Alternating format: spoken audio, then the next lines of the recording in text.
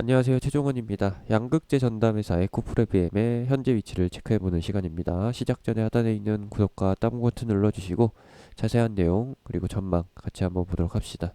그럼 시작합니다. 에코프로비엠 매출 모멘텀이 굵직하게 확보돼 있다라고 요약을 해볼 수가 있습니다. 2분기 실적 역시나 코로나 영향권과 상관없이 완성차 부분, 2차 전지 부분, 전기차 부분은 양호하게 나왔다라는 거. 시장 전망은 왜 이렇게 낮게 잡혔냐?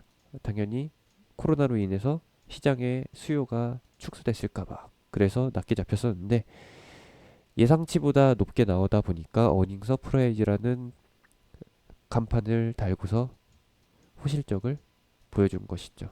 이제 뭐 사업성, 모멘텀 부분에 있어서는 별 문제가 없는 것이고 영업이익적인 부분에서도 확보가 됐다. 이제 뭐 역성장하거나 아니면은 뭐 적자 전환이나 아니면은 기타 실적 관련해서 잡음이 나오기는 어려운 단계까지 왔다라는 거. 그럼 이제 앞으로 뭐가 남았느냐?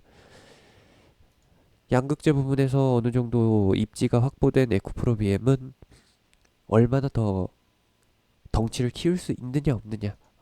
그게 관건인 것 같아요. 그러면 주가는 무엇을 기준으로 움직이느냐? 그냥 실적이 꾸준하게 나온다라는 점에서 매년 쌓여간다라는 점에서 계단식 상승을 예상해 볼 수가 있습니다. 뭐 다른 말로 표현하면은 추세가 나온다라고 할 수가 있죠. 현재 위치를 따져보게 되면은 계단식으로 가는 과정에서 그냥 1달러 되는 타이밍이 아니라 과정에 있습니다. 그냥 초입이라고 보기에는 조금 과도하게 많이 올라온 감이 있고요. 그렇다고 해서 고점이다라고 하기에는 아직 갈 길이 멀기 때문에 이 위치는 중장기적으로 봤을 때는 사도 되는 위치, 단기적으로 봤을 때는 살짝 마음의 부담감이 생길 수밖에 없는 위치다라고 보시면 되겠습니다. 뭐 결국에는 이 자리에서 계속 추세를 유지하고 가긴 하는데 실적 모멘텀이 이미 반영이 된 상태라서 2분기 실적 어닝 서프라이즈를 반영한 상태라서 차익 실현에 의한 눌림은 피할 수가 없다라는 겁니다. 2차 전지 쪽이 계속 열려 있기 때문에 앞으로 여기서 더 가는 거는 외국인과 기관의 속도 조절, 그 정도까지라고 보시면 되겠고, 만약에 1번, 2번 자리 같은 고점에서 물리셨다라고 하면은 추세 하단 부분에서 추가 매수로 단가를 조절하는 게 맞고요. 비중이 너무 높다라고 하시면은 1번, 2번 위치, 요런 위치에서 근접했을 때 비중을 확실하게 줄였다가 이제 다시 한번 추세 하단 살만한 자리에서 추가를 하면 됩니다. 물론 고점 뚫고 하이킥이 가능하긴 한데 계속 고점을 높이기는 할 건데 단기적으로 봤을 때는 부담감이 있어요. 그거 감안하고서 홀딩 하신다라고 하면은 상관없습니다. 감안할 수 있으면은 인내할 수 있으면은 가는 것이고 그러면은 매출 모멘텀이 어디서 확보해야 되는지 그거부터 말씀을 드리도록 하겠습니다. 보신 분들은 아시겠지만 SK 이노베이션 관련된 내용인 거고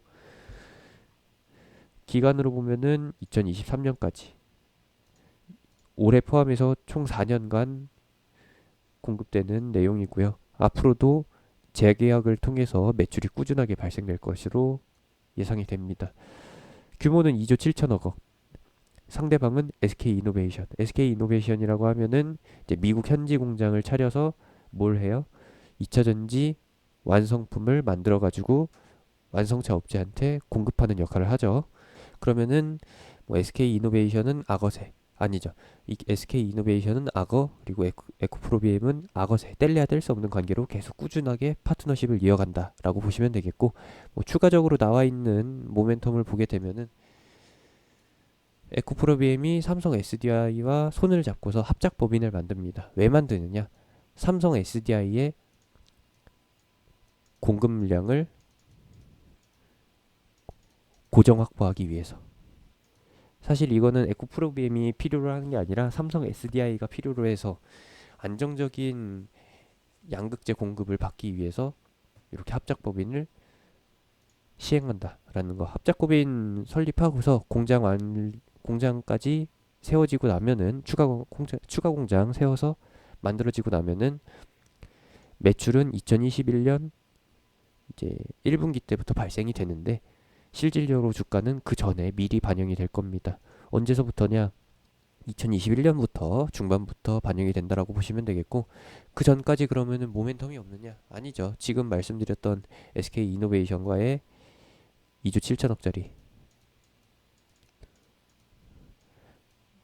거대급 계약, 요 계약금 떼고 나면은 뭐 4년간에 걸쳐서 매년 기본적으로 최소예요. 최소 5천억 원의 매출이 기본적으로 찍히고요. 에코프로베임이 SK 이노베이션과 단독 거래를 하는 게 아니라 이 외에 매출처도 있기 때문에 기본으로 5천억이 깔린 상태에서 여기에서 플러스 알파로 해가지고 다른 기업들의 공급하면서 발생되는 매출까지 계속 찍힌다. 어차피 공급처는 계속 늘어날 거기 때문에 요것으로 인해서 매출은 2021년 그리고 2022년 2023년까지 그 이후에도 계속 꾸준히 간다. 처음에 설명드렸던 계단식 상승이 이렇게 반영이 되는 것이고, LG화학은 왜 빠졌냐라고 얘기를 하신다면은 LG화학은 자체적으로 양극재를 조달하니까 에코프로비엠과는 약간 거리감이 있다 라고 보시면 되겠습니다. 에코프로비엠은 그러면은 이제 삼성 SDI고, SDI와 LG화학의 뒤를 추격하고 있는 SK 이노베이션, 국내 3대 2차전지 제조업체 두 개를 확보했고요. 앞으로 이제 SK 이노베이션 같은 경우에는 미국 공장이 추가로 설립되면은 어떻게 되겠어요? 양극재 공급을 더 늘려서 받겠죠? 그러면은 매출은 계속해서 늘어난다. SK 이노베이션의 미국 공장 역시도 2023년 이후로 더 늘어나니까 2차전지 생산량이 늘어나다 보니까 에코프로비엠의 매출액은 고정 매출액은 더 늘어날 수밖에 없는 구조다라고 보시면 되겠습니다. 이렇게 위치가 자리를 잡고 있고, 주가 위치나 아니면은 업종 내에서의 위치도 어느 정도 기반이 확보되어 있는 상태라서 트렌드에 맞춰서만 간다라고 하면은 크게 문제 없는, 오히려 시장이 급락하면서 억울하게 하락하는 그런 시기가 온다라고 하면은 땡큐인 상황, 그냥 그렇게 봐주시면 되겠습니다. 뭐 최근에 미중 무역 갈등으로 인해서 2차전지에 들어가는 소재류, 히토류 부분에 공급 차질이 생길 수 있지 않냐라고 하시는데, 에코프로비엠 같은 경우에는 중국이나 미국 영향력이 그렇게 크지 않습니다. 중국의 히토류 비중이 완전히 막 어느 한쪽으로 치우친 상태가 아니기 때문에 그 부분에 있어서도 그렇게 크게 문제가 안 된다라는 거 감안하시면 되겠네요. 감안할 것도 없습니다. 무시하고 넘어가셔도 되는 부분입니다. 이렇게 참고해 주시면 되겠습니다. 요약하면은 에코프로비엠, LG화학 빼고 국내에 있는 주요 2차전지 제조사와 사업적으로 아주 끈끈하게 계약이 맺어져 있고, 고정 매출이 매년 발생되면서 추가로 발생되는 매출에 의해서 매출액과 영업이익은 꾸준히 성장한다. 다만 주가는 언제 반응이 나타날지는 모르겠는데 정확히 짚지는 못합니다. 왜냐? 외국인과 기관 마음이니까. 대신에 들어오기 시작하면은 이제 살 수 있는 자리는 그렇게 많이 주어지지는 않을 것 같다라고 정리를 합니다. 이렇게 해서 참고해 주시면 되겠고요. 제가 운영하는 카카오톡방은 하단에 있는 링크, 댓글에 있는 링크, 영상 끝나고 나오는 아이콘 타고서 들어오시면 되겠습니다. 이상입니다.